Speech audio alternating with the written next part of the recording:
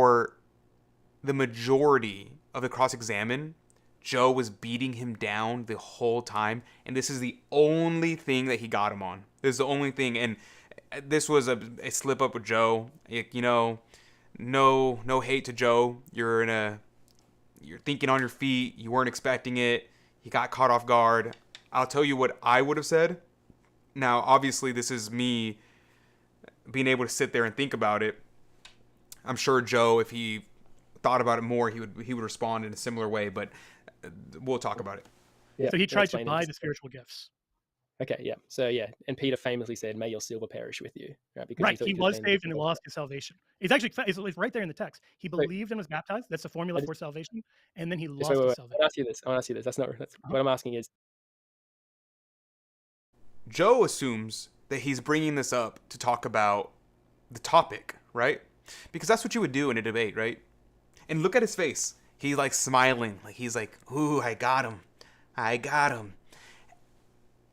They're very disingenuous. So Joe assumes he's talking about the debate. Of course. What else would you be talking about, right? And so he says, well, it's funny you bring that up because Simon the Magician is an example of someone who lost his faith or who was saved and then fell away, which you said you can't do. You believe that you can't fall away from your faith. You cannot lose your salvation.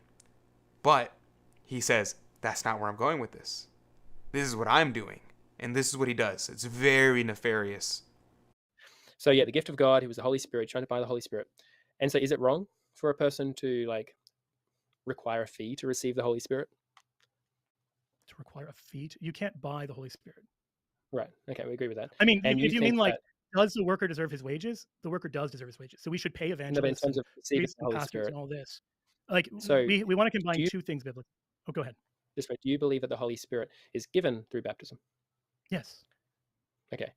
Now, I did a quick search just in the Catholic parishes that are in my city, and this is what I found. I got a question with this.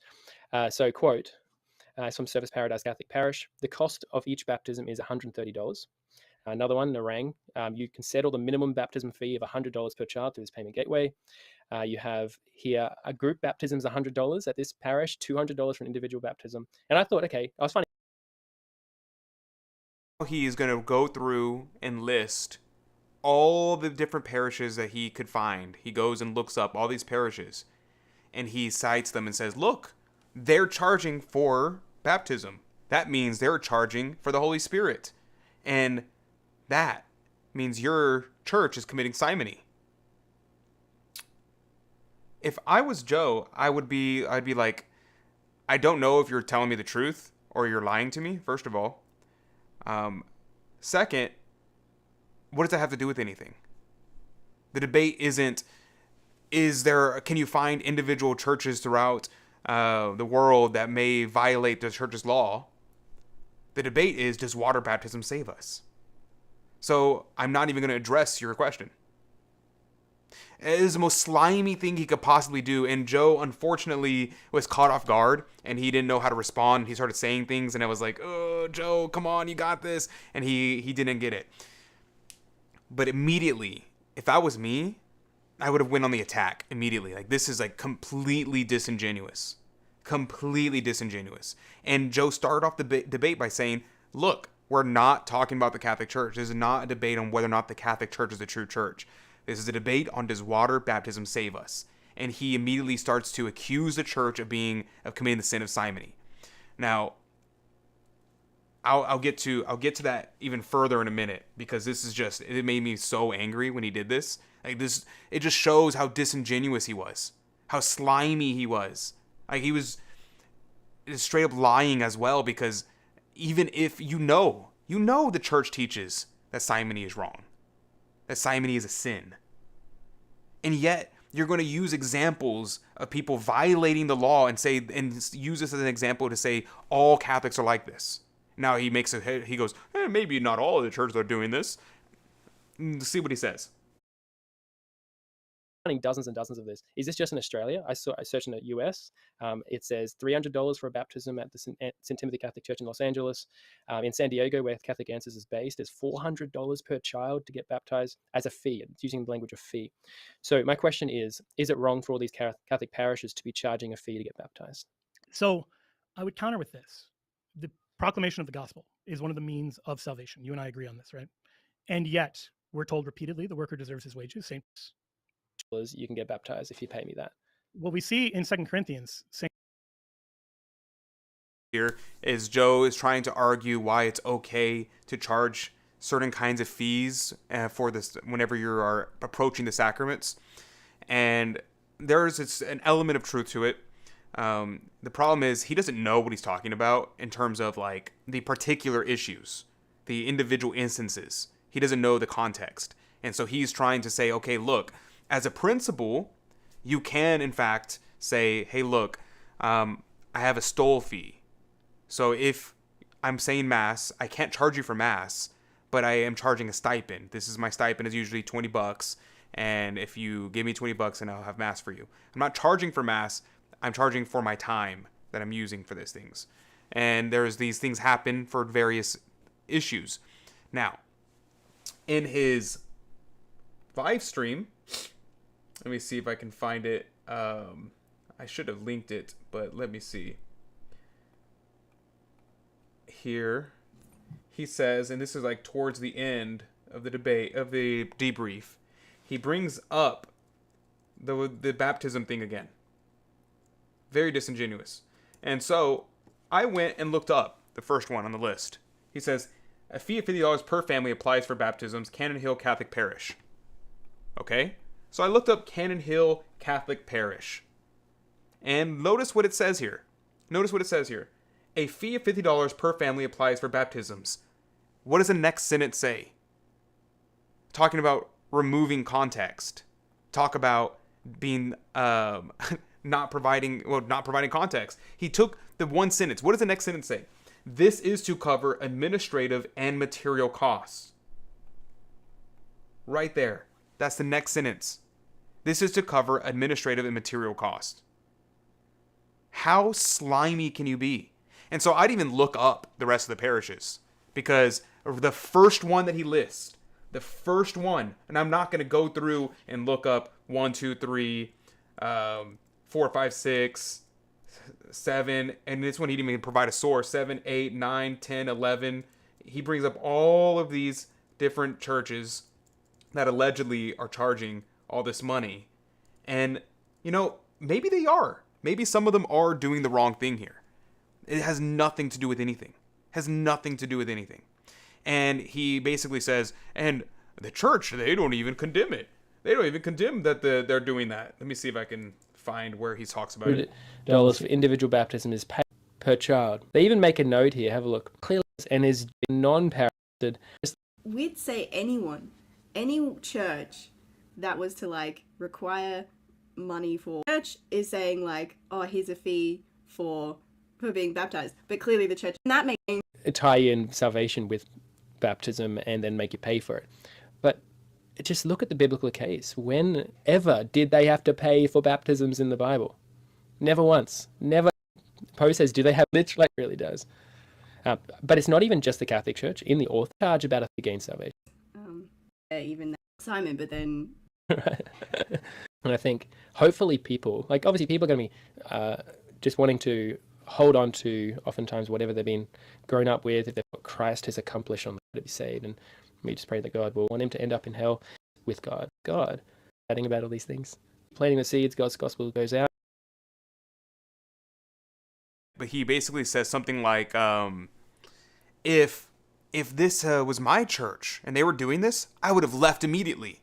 And right there again, it shows the mentality of Protestants. The second something bad happens, I'm going to split off and make my new church. And so now there's thousands of Protestant denominations throughout the world. So absolutely ridiculous the way he did that. The fact that it says right here, this is to cover administrative and material costs. The charge isn't even for baptism. Now, let's say that out of the 12 different places he cited, let's say half of them he was telling the truth on. and half of them he wasn't. It is weird that he chose the one that's not true of to be the leading one. But let's just say that half of them are true, half of them are not true.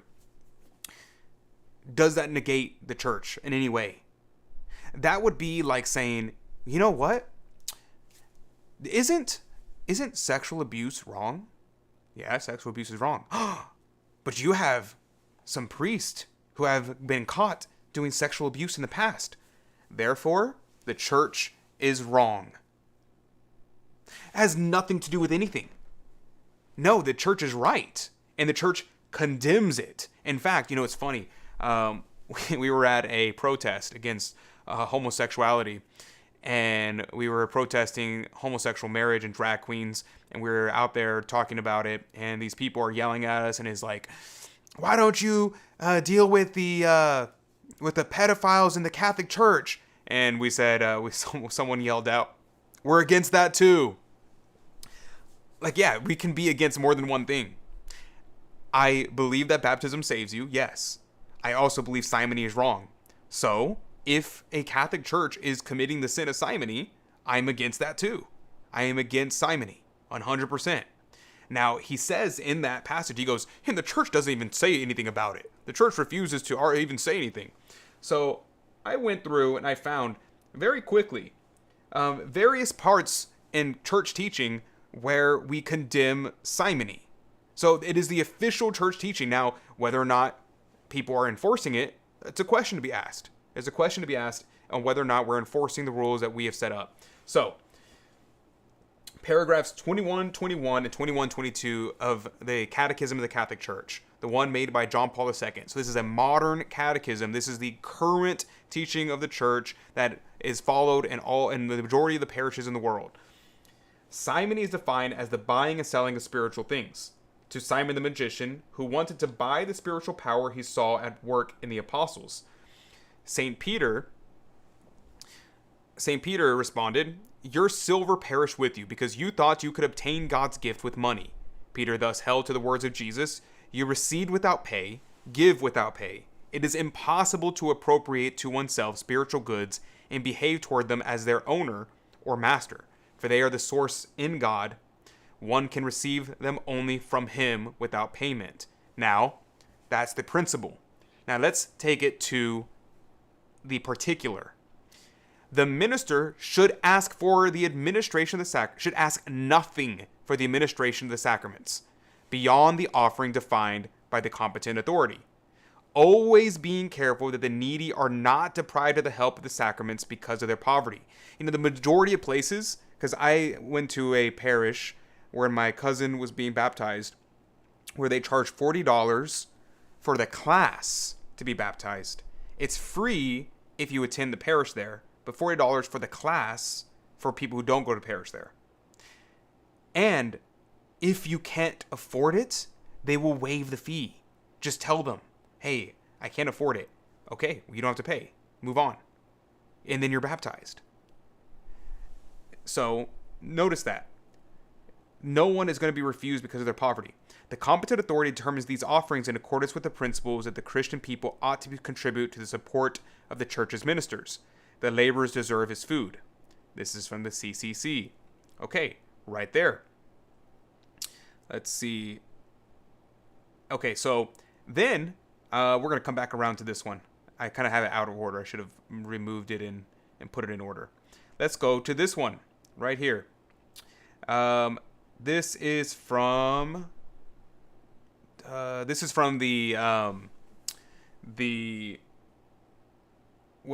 is it called? Code of Canon Law. So this is Canon 843, subsection 1, 848. This is a current Code of Canon Law. This is the modern Code of Canon Law, not the old one. The old one was even more strict. I didn't check the old canon law for this particular issue, but it's more strict in general about things. Sacred ministers may not deny the sacraments to those who opportunely ask for them, are properly disposed, and are not prohibited by law from receiving them. So if you have a fee that you're charging, let's say it's an outrageous fee, $500, which I don't know why any church would do that, or if any church actually is doing that. But if they are, the sacred ministers, so the priests, the bishop, the deacons, are not allowed to refuse them without just cause. So if you know for a fact that they're not even Christian, and then you can refuse them communion, for instance. But if you know they're Catholic, you can't refuse them communion. Even if you knew that they were in a state of mortal sin, you couldn't refuse them, unless it was a public sin. So 848 says, for the administration of the sacraments, the minister may not ask for anything beyond the offerings which are determined by competent authority, and he must always ensure that the needy are not deprived of the help of the sacraments by reason of poverty. So it does not have anything to do with money. And it's funny. It says, yeah, these Christians are, these Catholics are charging for baptism, and next thing you know, what are they going to charge for confessions? And they made the argument. It was so just like, this is such a slimy thing to say, such a disingenuous thing to say, pure malice. He says, oh, they're doing this to make money off of, just like they did with the indulgences. And the girl makes a comment. She said something like, man, it's kind of weird that they don't do let people get baptized more than once, because then they could charge this fee over and over again. Maybe it's because it's not about the money. Maybe it's because this is the doctrine of the church. If you get baptized again, that's a blasphemy against the Holy Spirit. Now, maybe the people who are charging these outrageous fees, maybe those people are bad. But even they would say, no, we can't charge more than once we can't let you get baptized more than once. It's a violation of God's law. It's absurd. They disprove their own argument. Oh, it's all about the money. That's why they have this doctrine of baptism. No, of course not. Of course not. Okay, so what does the Fourth Lateran Council in 1215 say? It has frequently come to the ears of the Apostolic See that some clerics demand and extort money for burials, nuptial blessings, and similar things. Notice, there has always been abuses of the sacraments. There has always been abuses in the church. Always. That doesn't disprove the church. And if perchance their cupidity is not given satisfaction, they fraudulently interpose fictitious impediments. On the other hand, some laymen, under the pretext of piety, but really on heretical grounds, strive to suppress a laudable custom introduced by the pious devotion of the faithful in behalf of the church, that is, of giving freely something for ecclesiastical services rendered. Wherefore we forbid that such evil exactions be made in these matters, and on the other hand command that pious customs be observed, decreeing that the sacraments of the church be administered freely, and that those who endeavor maliciously to change laudable custom be restrained by the bishop. Okay, so what is he saying here? He's saying two things. One, the sacrament should be given freely. And two, if the custom of your area is to give a certain fee or give a certain amount for the sacraments, then that should be allowed. You can allow for that. So that's where we have stipends for. That's what we have stipends for the priest. And the priest's stipend is kind of arbitrary. Sometimes priests make up their own. Sometimes it's standard by a local bishop. Sometimes it's standard by a culture. And he's talking about that right there. Now, in other places I found, and I don't think I included it here, it mentions that even if there is a custom for it, it cannot be, it's not an excuse for denying someone the sacraments. All right, let's look at this one. The Second Lateran Council, 1139. I should put this first to go in order, but oh well, I didn't go in order. We decree that if anyone has been ordained simonically, is to forfeit entirely the office which he illicitly usurped. If anyone has acquired through payment a prebend, priory, denarii, or any ecclesiastical honor or preferment, or a holy thing of the church of any kind, such as chrism or holy oil, or the consecrations of altars and churches, where the execrable passions of avarice has been the motive, let him be deprived of the honor which he wrongly acquired, and let the buyers and sellers and intermediaries be stigmatized with the mark of infamy, and let nothing be demanded for sustenance or under the pretext of any custom from anyone or before or afterwards, nor should any person himself presume to give anything, since this is simony, but let him enjoy freely and without diminution the dignity and benefices that he has been conferred on him. Okay. Simony's been condemned constantly everywhere. And he even mentioned in his thing, he goes, why doesn't anyone say anything about it today? So we talked about that. And I even included here, because he's talking about today, Pope Francis has come out condemning this. So Pope Francis talks about this. The now deceased Pope Francis talks about this. Let's see. Is this where it says? No, not that part. He says it here. Right here, this passage. Pope Francis says, how many times do we enter a temple with sadness? Let's think of a parish, a bishopric, yet we don't know where we are in God's house or in a supermarket. There are trades going on there. There is also a price list for the sacraments. There is a lack of gratuitousness, the Pope denounces. But God saved us gratuitously. He did not make us pay anything, he points out. Before concluding, Jorge Mario Bergoglio anticipates an objection. Money is needed to keep structures going, to keep the priest. You give gratuitousness, he assures, and God will do the rest. God will do what is missing. Churches ought to be service churches, free churches. So I agree with Pope Francis here. Absolutely 100%. And it's clear to me by what Pope Francis says here that what Ryan said may not have been 100% false. That perhaps there is price lists for the sacraments at some parishes that he was talking about. Perhaps it existed. But the church is against that. The church condemns that. And Pope Francis is even going further, and he says to charge nothing. Charge nothing and just hope that people will be kind enough to give gratuitousness.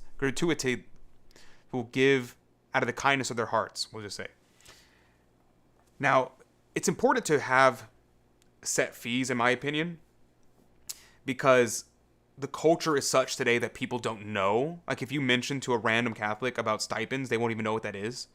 So I think it's important to have a set fee, so that way people will know to give some kind of amount. People don't know that you're supposed to tip the altar servers at weddings. Now, obviously, you don't have to, but it's custom. It's custom to tip the altar servers. It's custom to give a stipend to the priest. It's a custom to do these certain things that are just part of Catholic culture that have been lost. And so it's sometimes necessary for the church to let them know, hey, look, this is what you should do. And it's a kind thing to do. And if you want to give more, you're welcome to give more. You don't have to give the bare minimum because it's a gift. The amount that's given is usually the minimum. Okay. Anyway, that covers that.